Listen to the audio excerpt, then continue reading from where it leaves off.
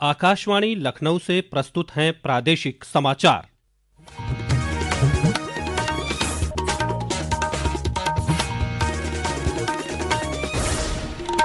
मुख्य समाचार। मुख्यमंत्री योगी आदित्यनाथ ने महाकुंभ की व्यवस्थाओं को और बेहतर करने का दिया निर्देश। कहा, मौनी अमावस्या पर 8 से 10 करोड़ श्रद्धालुओं के संगम स्नान की संभावना। 10 देशों का 21 सदस्यीय दल कल संगम में लगाएगा पवित्र डुबकी। मेला क्षेत्र में लगेगा संस्कृति का महाकुंभ। देश के नामचीन कलाकार देंगे प्रस्तुति। 15 फरवरी को वाराणसी में शुरू होगा काशी तमिल संगमम का तीसरा चरण। केंद्रीय शिक्षा मंत्री धर्मेंद्र प्रधान ने आज पंजीकरण पोर्टल का किया शुभारंभ। और प्रदेश में घने कोहरे और ठंड से अधिकतर जिले प्रभावित। संभल, बदायूं और वाराणसी समेत कई जनपदों में 8वीं तक के स्कूलों में बढ़ाई गईं छुट्टियां।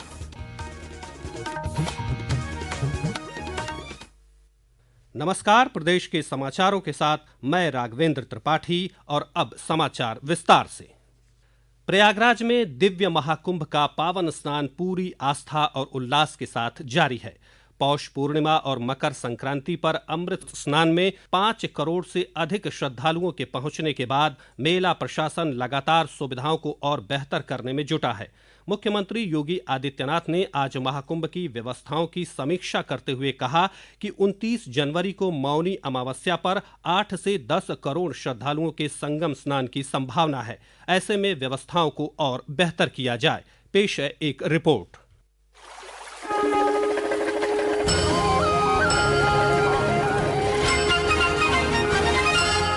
मुख्यमंत्री ने आज वरिष्ठ अधिकारियों के साथ बैठक करते हुए व्यवस्थाओं को और सुदृढ़ करने के निर्देश दिए। श्री योगी ने रेलवे के साथ संवाद बनाकर महाकुंभ स्पेशल ट्रेनों का समय से आवागमन सुनिश्चित कराने और मेला क्षेत्र में मोबाइल नेटवर्क को और बेहतर करने का निर्देश दिया। मुख्यमंत्री ने बसों, शटल बसों और इलेक्ट्रिक बसों का संचालन लगातार कराने और मेला क्षेत्र में शौचालयों की नियमित सफाई, घाटों की बैरिकेडिंग और सभी सेक्टरों में 24 घंटे बिजली और पेयजल की आपूर्ति सुनिश्चित करने को कहा है। उधर मेला प्रशासन की ओर से स्वच्छता अभियान चलाकर घाटों को तेजी से साफ किया जा रहा है। तनवीर फातिमा, आकाशवाणी समाचार, लखनऊ।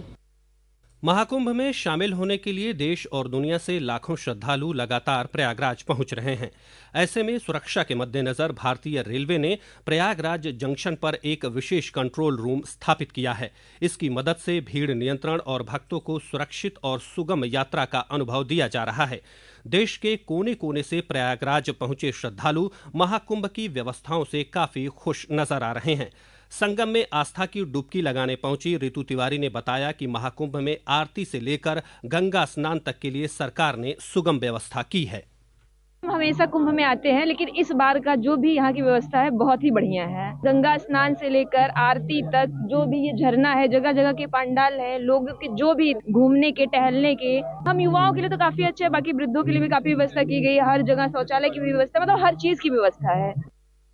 आस्था और आध्यात्म का समागम महाकुंभ पूरी दुनिया का ध्यान आकर्षित कर रहा है। इसी क्रम में कल 10 देशों का 21 सदस्यीय दल संगम में पवित्र डुबकी लगाएगा। पेश है हमारे प्रतिनिधि की रिपोर्ट। विदेश मंत्रालय भारत सरकार के external publicity and public diplomacy division के आमंत्रण पर आए दल में Fiji, Finland, Guyana, Malaysia, Mauritius, Singapore, दक्षिण Africa, Sri Lanka, Trinidad, and Tobago और संयुक्त अरब अमीरात के प्रतिनिधि शामिल हैं। आज प्रयागराज पहुंचे इस दल ने महाकुंभ मेला क्षेत्र में हेरिटेज वॉक की और प्रयागराज की सांस्कृतिक और ऐतिहासिक धरोहर का अनुभव किया। कल सुबह त्रिवेणी में पवित्र डुबकी लगाने के बाद यह पर्यटक दल हेलीकॉप्टर से महाकुंभ क्षेत्र का हवाई दौरा करेगा। प्रवीण मिश्र, आकाशवाणी समाचार, प्रयागराज। महाकुंभ में कल से आस्था के साथ ही संस्कृति के महाकुंभ का भी शुभारंभ होगा। संस्कृति का महाकुंभ एक विशेष आयोजन है जिसके तहत देश के नामचीन कलाकार मेला क्षेत्र में बने पांडालों में प्रस्तुतियां देंगे। पेश है एक रिपोर्ट। हे चल गंगा मैया तीरे, बहे है नाव धीरे, जय हो गंगा मैया की। सांस्कृतिक कार्यक्रमों की श्रृंखला में मुख्य मंच गंगा पंडाल का होगा, जिसमें कल बॉलीवुड गायक शंकर महादेवन के सुरों की गंगा में श्रोता आनंद की डुबकी लगाएंगे। वहीं यमुना पंडाल में काशी के संस्कृत विद्यालय के विद्यार्थी मंगलाचरण की प्रस्तुति करेंगे। सरस्वती पंडाल में दर्शक नौटंकी विद्या से रूबरू होंगे। गौरतलब है, सेक्टर 1 के परेड ग्राउंड में बने गंगा पंडाल में 10,000 दर्शकों के बैठने की क्षमता है, जो देश के प्रसिद्ध कलाकारों की भव्य प्रस्तुतियों का मुख्य केंद्र है। प्रवीण मिश्र, आकाशवाणी समाचार, प्रयागराज। महाकुंभ में मकर संक्रांति पर्व पर पहले अमृत स्नान के बाद लौटने वाले श्रद्धालु बड़ी संख्या में अयोध्या और वाराणसी का रुख कर रहे हैं। अयोध्या में रामलला के दर्शन के लिए भक्तों की कई किलोमीटर लंबी लाइन लगी रही। वहीं काशी विश्वनाथ दरबार से लेकर दशाश्वमेध स्थित गंगा तट तक श्रद्धालुओं की भारी भीड़ जुट रही है। ऐसे में जिलाधिकारी एस राजलिंगम और अपर पुलिस आयुक्त डॉक्टर एस चिनप्पा की अगुवाई में भीड़ प्रबंधन के विशेष इंतजाम किए जा रहे हैं। पेश है एक रिपोर्ट। लाखों की भीड़ को देखते हुए काशी में सुरक्षा व्यवस्था कड़ी कर दी गई है। शहर की ओर आने वाले मार्ग के साथ गंगा तट और श्री काशी विश्वनाथ मंदिर, काल भैरव मंदिर मार्ग पर जगह जगह पुलिस फोर्स तैनात की गई है। सीसीटीवी कैमरा एवं ड्रोन से गंगा घाटों की निगरानी हो रही है। वाराणसी में श्रद्धालुओं की बढ़ती भीड़ को देख यातायात पुलिस ने एडवाइजरी जारी की है। इसके तहत सुगम यातायात के लिए मैदागिन से चौक और गोदोलिया को आने वाली सभी सड़कों को पुलिस ने नो व्हीकल जोन बनाया है। इसी तरह नमो घाट, 80 घाट, दशाश्वमेध घाट की ओर जाने वाली सड़क पर भी यातायात प्रतिबंधित किया गया है। आकाशवाणी समाचार के लिए वाराणसी से मनीष सिंह। यह समाचार आप आकाशवाणी लखनऊ से सुन रहे हैं। ताज़ा समाचार जानने के लिए आप हमारी वेबसाइट newsonair.gov.in पर लॉगिन कर सकते हैं। इसके साथ ही आप प्रादेशिक समाचारों का यह बुलेटिन हमारे YouTube channel news on AIR Lucknow पर भी सुन सकते हैं। महाकुंभ 2025 से जुड़ा हर अपडेट अब आपको मिलेगा कुंभवाणी पर। कुंभवाणी, जी हाँ, महाकुंभ को समर्पित आकाशवाणी का विशेष चैनल।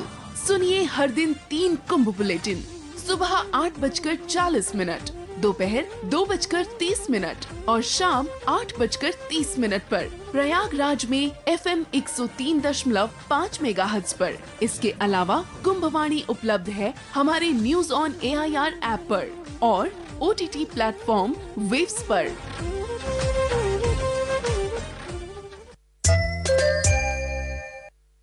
शिक्षा मंत्री धर्मेंद्र प्रधान ने आज नई दिल्ली में काशी तमिल संगमम के तीसरे चरण के लिए पंजीकरण पोर्टल का शुभारंभ किया।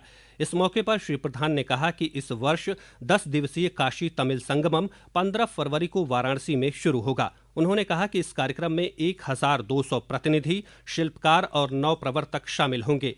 इस संस्करण में 5 श्रेणियों के अंतर्गत लगभग 1000 लोग भाग लेंगे। इसके तहत सभी केंद्रीय विश्वविद्यालयों के 200 तमिल विद्यार्थियों का एक समूह वाराणसी, प्रयागराज और अयोध्या की यात्रा करेगा। प्रदेश के सहकारिता मंत्री JPS राठौर ने लखनऊ में प्रदेश के पहले सरकारी ड्रोन पायलट प्रशिक्षण केंद्र का शुभारंभ किया। इस अवसर पर श्री राठौर ने बताया कि यहां से प्रशिक्षण प्राप्त करके महिलाएं ड्रोन दीदी बनेंगी और अपने भविष्य को संवारेंगी। बहुत ही महत्वाकांक्षी योजना है ड्रोन प्रशिक्षण, ड्रोन दीदी बनाने की, जिसमें गांव की जो महिलाएं हैं, बच्चियां हैं, इनको सक्षम बनाने के लिए और इनको टेक्नोलॉजी से जोड़ने के लिए आज के समय की जो टेक्नोलॉजी एडॉप्शन है, इसको नीचे तक पहुंचाने के लिए माननीय प्रधानमंत्री जी ने ड्रोन दीदी की एक कल्पना की है। फसल पर डालने के लिए ड्रोन के माध्यम से व्यवस्थित तरीके से यूरिया और DAP का छिड़काव किया जा सके, पेस्टिसाइड्स का छिड़काव किया जा सके, इसके लिए ड्रोन की बहुत आवश्यकता है। अयोध्या की मिल्कीपुर विधानसभा सीट पर 5 फरवरी को होने जा रहे उपचुनाव के लिए आज 2 प्रत्याशियों ने नामांकन दाखिल किए। समाजवादी पार्टी से अजीत प्रसाद ने आज पर्चा भरा, वहीं मौलिक अधिकार पार्टी से राम नरेश चौधरी ने नामांकन किया। भीषण कोहरे और ठंड से आज प्रदेश के अधिकतर जिले प्रभावित रहे। ठंड और कोहरे को देखते हुए संभल और बदायूं में जिलाधिकारी ने कक्षा 8 तक के सभी विद्यालयों की छुट्टियां 16 जनवरी तक बढ़ा दी गई हैं। वहीं 8वीं तक के स्कूल वाराणसी में 18 जनवरी और सुल्तानपुर में 19 जनवरी तक बंद करने के निर्देश दिए गए हैं। उन्नाव में स्कूलों का समय आज से बदल दिया गया है। मौसम विभाग ने अगले 24 घंटे में प्रदेश के पश्चिमी और पूर्वी हिस्से में घने कोहरे का ऑरेंज अलर्ट जारी किया है। साथ ही कई जिलों में बारिश का अनुमान भी जताया है। और अंत में मुख्य समाचार एक बार फिर। मुख्यमंत्री योगी आदित्यनाथ ने महाकुंभ की व्यवस्थाओं को और बेहतर करने का दिया निर्देश। कहा, मौनी अमावस्या पर 8 से 10 करोड़ श्रद्धालुओं के संगम स्नान की संभावना। 10 देशों का 21 सदस्यीय दल कल संगम में लगाएगा पवित्र डुबकी। मेला क्षेत्र में लगेगा संस्कृति का महाकुंभ। देश के नामचीन कलाकार देंगे प्रस्तुति। 15 फरवरी को वाराणसी में शुरू होगा काशी तमिल संगमम का तीसरा चरण। केंद्रीय शिक्षा मंत्री धर्मेंद्र प्रधान ने आज पंजीकरण पोर्टल का किया शुभारंभ। और प्रदेश में घने कोहरे और ठंड से अधिकतर जिले प्रभावित। संभल, बदायूं और वाराणसी समेत कई जनपदों में 8वीं तक के स्कूलों में बढ़ाई गई छुट्टियां।